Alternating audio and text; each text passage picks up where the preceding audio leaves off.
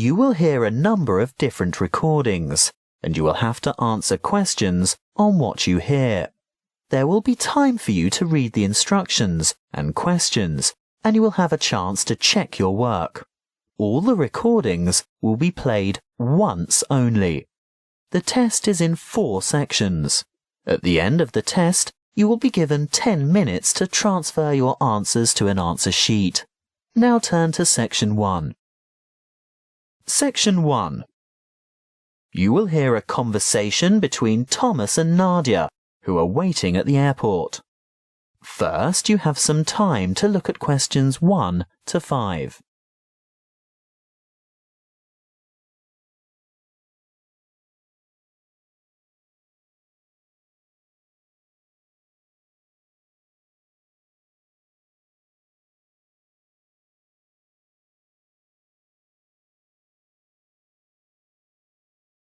You will see that there is an example that has been done for you. On this occasion only, the conversation relating to this will be played first. Where have you been, Nadia? Browsing in the bookshop. What took you so long?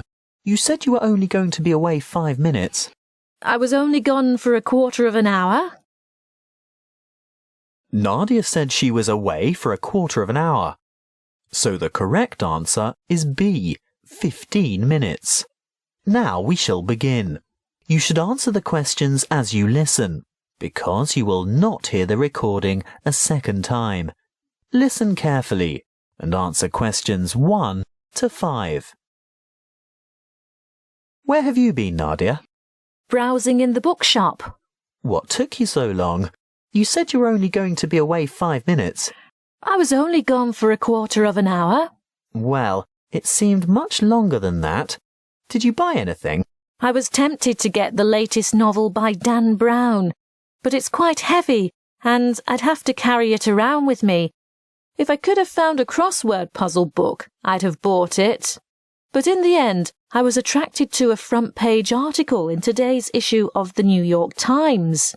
Is that all you bought then? Yes. Look. Why don't you read the business section while I catch up on the news, and then we can swap? I'd rather have the entertainment section. Are you looking for anything in particular? I just thought they might have a review in there of that new play that opened on Broadway yesterday. The drama about the awfully cruel pirate? Oh, I'd forgotten about that. I wonder how good it is. Actually, I was thinking of the new comedy. The one about the physician. Dr. Hunter. That's the one. Well, when I was in the bookshop, I overheard a couple talking about it, and they said it was fantastic. Not in the least bit boring. They especially liked the actor who played the main part. Very smooth, apparently. Lots of fun, then? Well, according to those two, they thought it was hilarious. Ooh, we'll have to make a point of seeing it when we get back. Definitely. We didn't have time for breakfast and I'm hungry. Do you fancy a coffee and a muffin? Sounds like a good idea. And how will you have your coffee today? Long and black as usual? I think I might have something different this morning. What? You don't mean a flat white or some other milky one? Oh, I don't know. I want something to perk me up. An espresso, short and black with sugar? Perfect. Will that be with a chocolate muffin or a berry muffin? I'll try to stay off chocolate. The berry sounds healthier. And I'll have a plain one with butter. Won't be long. Before you hear the rest of the conversation, you have some time to look at questions 6 to 10.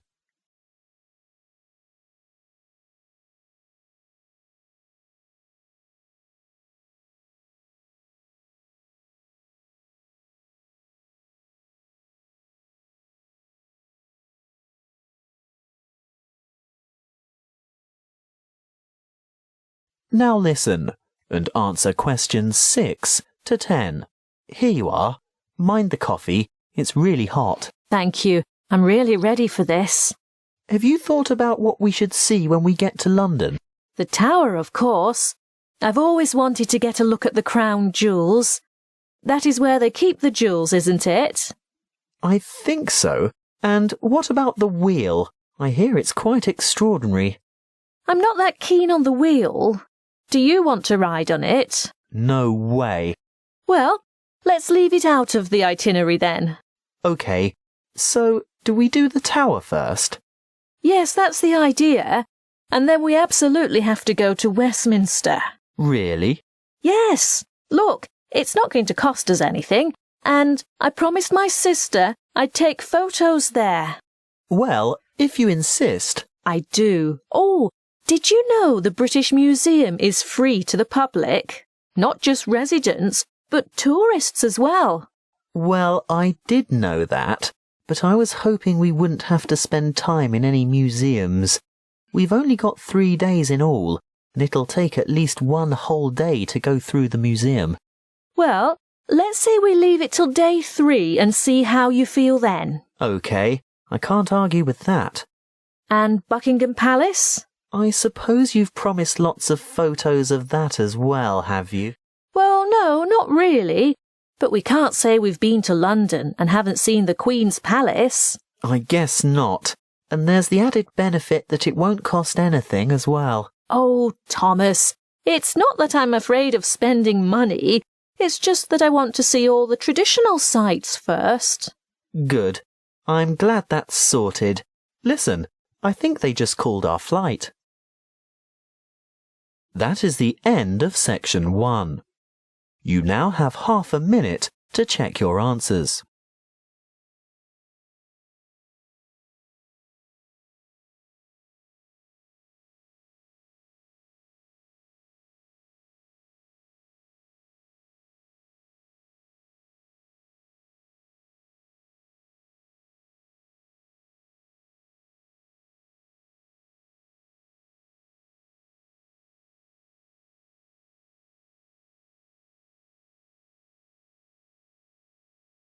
Now turn to Section 2. Section 2. You will hear a tour guide talking to a group of visitors at a museum. First, you have some time to look at questions 11 to 15.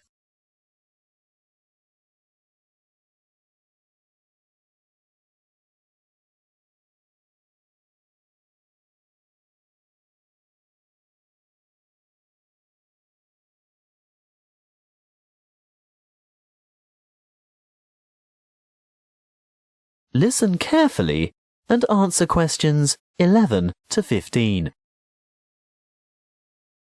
Welcome to the museum. Before we go inside, I'd like to remind you of 1 or 2 things. Firstly, you'll be pleased to know that admission is free to all visitors, so explore at your leisure, and if you can't take it all in today, you can come back again and again without any charge at all. Opening hours are from 10 a.m. to 5:30 p.m. most days, but the museum closes a little later on Thursday and Friday evenings. There are new multimedia guides available in 10 languages. They can be picked up from the desk in the covered courtyard for £4.50, and you can have it with you all day, from opening time in the morning until half an hour before closing. But you will need to produce ID. A passport, driver's license or national identity card are all acceptable. These multimedia guides have audio commentary as well as images and an interactive map for easy navigation. They're simple to operate, and you will get a more detailed insight into many of the objects in the various galleries. As a security measure, apart from your camera and a purse, wallet or small handbag, your other belongings such as large bags, coats and umbrellas will have to be left at the cloakroom. Please note that the museum has recently revised the regulations for the size of bags and parcels that it will accept in its cloakrooms. I think the maximum size is 40 by 40 by 50 centimetres with a maximum weight of 8 kilograms. The only exception to this is prams and pushchairs. There is a charge of £1 per item. The main cloakroom is to the left of the main entrance, and there is another one at the north entrance. It may seem obvious, but may I remind you also that you should set your mobile phone to silent or turn it off altogether while you are in the museum, and do not carry or consume any food or drink in the exhibition halls. If you are hungry, there is an excellent restaurant where you can purchase a light lunch or a full meal. If it's just a hot beverage you want, then I can recommend taking a break at the Gallery Cafe. Before you hear the rest of the talk, you have some time to look at questions 16 to 20.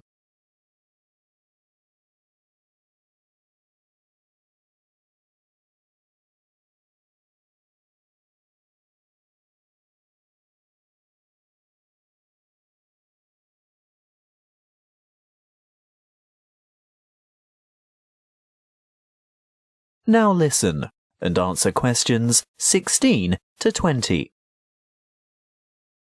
As we enter the museum from the south by going through the main entrance, as I said before, you'll find the cloakroom immediately on your left, and on your right is the museum shop.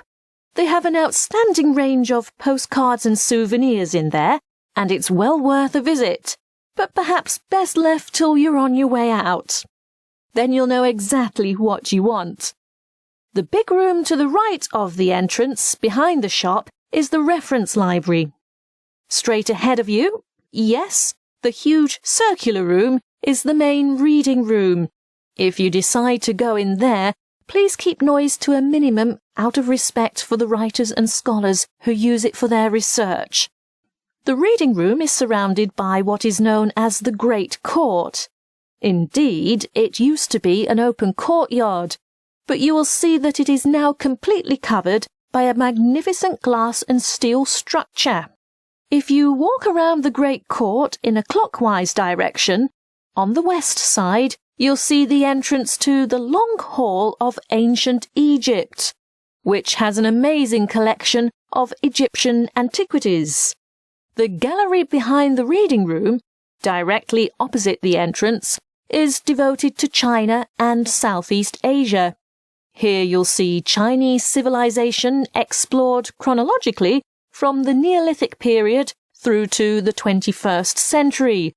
The restrooms for both men and women are located in the northeast corner of this floor, but don't worry, there are others available on the floors above.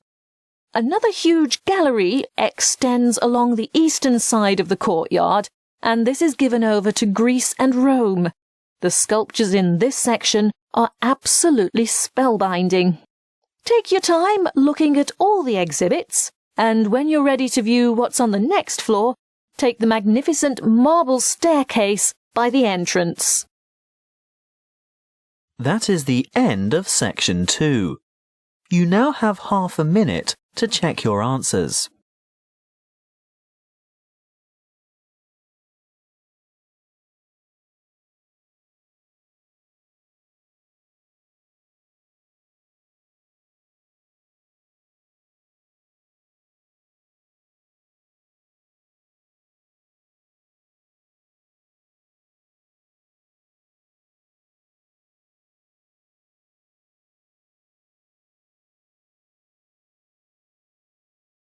Now turn to section 3. Section 3. You will hear a conversation between a lecturer and a psychology student asking for advice about research methods. First, you have some time to look at questions 21 to 25.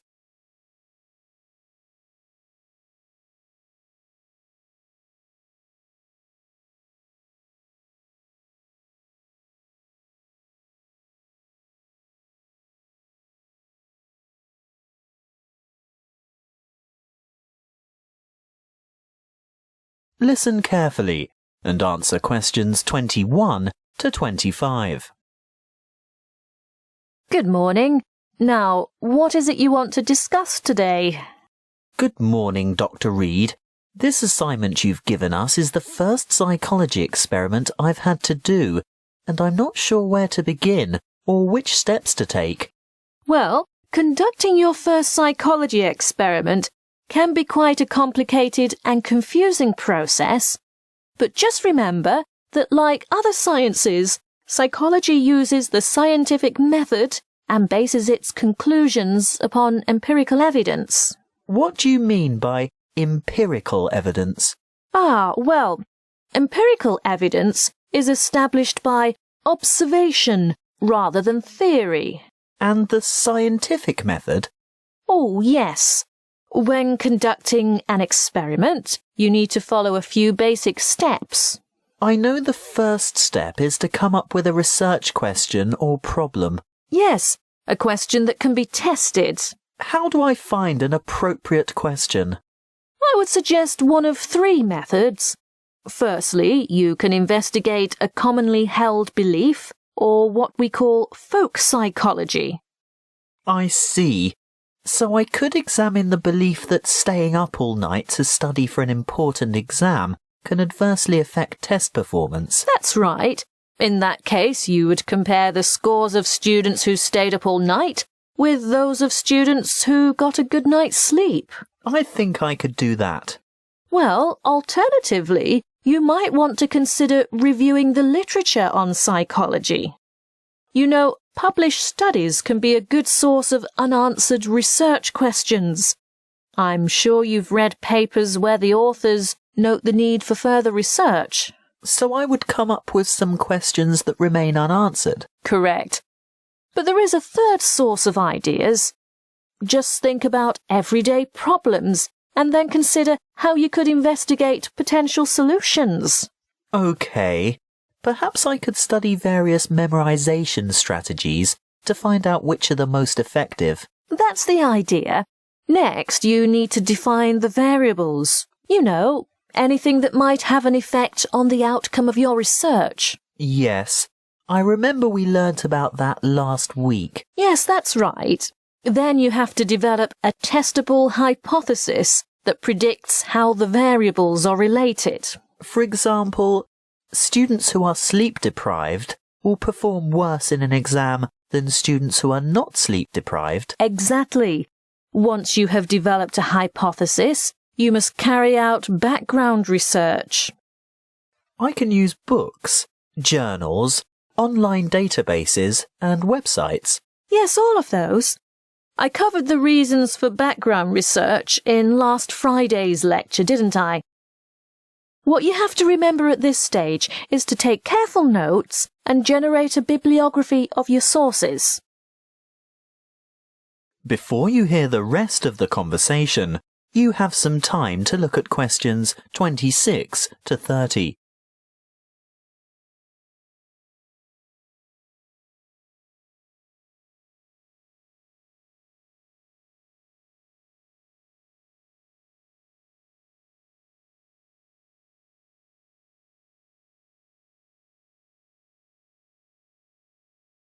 Now listen and answer questions 26 to 30. OK, I've got that. Then I'm ready to develop an experimental design. Well, again, you have a choice. There are 3 basic designs, and each has its own strengths and weaknesses. The pre-experimental design does not include a control group, so there is no comparison. What we call a quasi-experimental design does incorporate a control group, but there is no randomization, whereas a true experimental design has both control groups and random assignment to groups.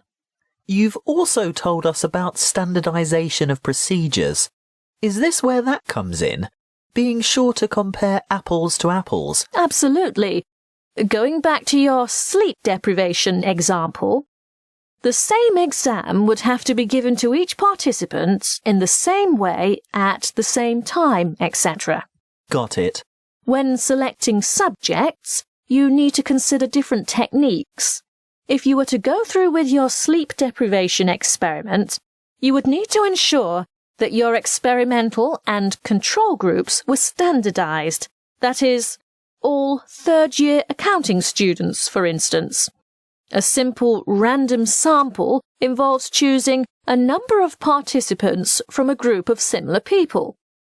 On the other hand, a different kind of study might involve a stratified random sample, where participants are randomly chosen from different subsets of the population. You mean subsets with distinctive characteristics, like age, gender, race, socioeconomic status, and so on? Precisely. Then the next step is to actually conduct the experiment and collect the data. Then I have to analyse the data. I'll be dealing with the statistical methods for analysing data in next week's lecture. Oh, good. I guess all that's left then is to write up the data. Yes, communicating your results is important. And in the next couple of lectures, I'll be covering the format and structure of a psychology paper and tips for writing each section. Thank you, Dr. Reed. I feel much more confident in getting started now. Thank you for taking the time to see me. That is the end of section 3. You now have half a minute to check your answers.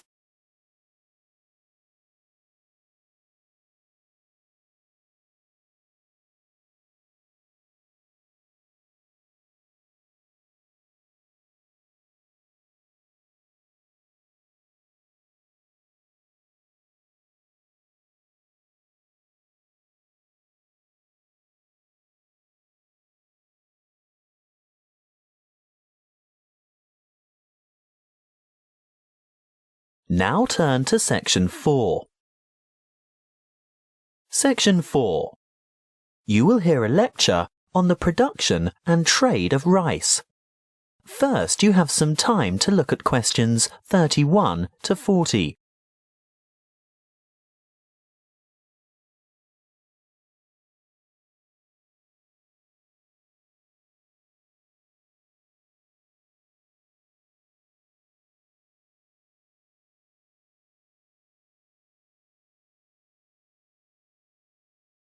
Listen carefully and answer questions 31 to 40. Good morning and welcome to our inaugural lecture on agricultural economics. Today's topic is the world's production and trade of rice. As you are all well aware, rice is the staple ingredient in the diet of much of the world's population. Its importance as a food cereal in the human diet cannot be underestimated. In fact, it's a close second to wheat. About 560 million metric tons of rice is grown each year, compared with about 600 million metric tons of wheat. Coarse grains, such as corn, sorghum, barley, oats, rye, and millet, mostly go into animal feed, which, by the way, is seen by many as a wasteful and inefficient use of fertile land, because around 4 kilos of grain is needed to produce about half a kilo of beef. Some 900 million metric tons of coarse grains are grown annually worldwide, and a further 300 million metric tons of grain is produced for the oil in its seeds. Now, I'll return to the subject of rice production. What do we know about rice production? Well, firstly, rice produces more food energy per hectare than any other cereal grain, and almost as much protein per hectare as wheat. Secondly, the production of rice has more than doubled in the last 40 years. How has this increase in production come about? Mainly as a result of improved field yields. The actual land area planted in rice has only risen by about 30%. As you know, rice is primarily grown in flooded fields, and therefore cultivation area is restricted by the sort of soil and the availability of water.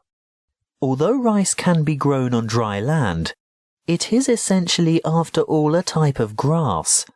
The yields and quality in this case are much lower, and other grasses and weeds can easily overtake the rice. As yet, there are no herbicides that can selectively kill other grass types without killing the rice.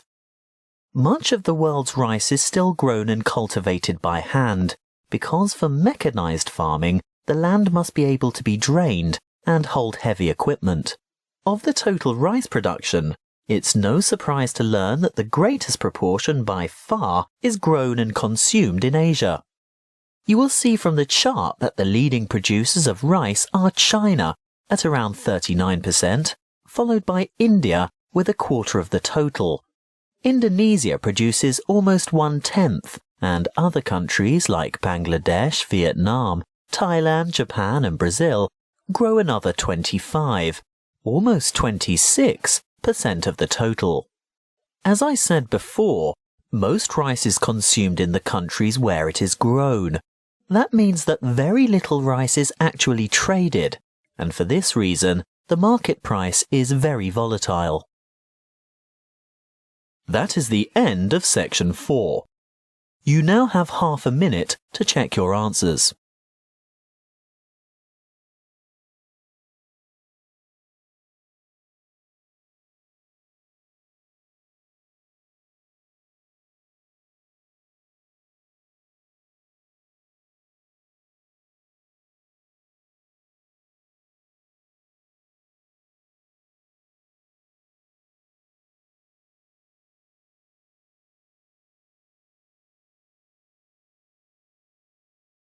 That is the end of the listening test.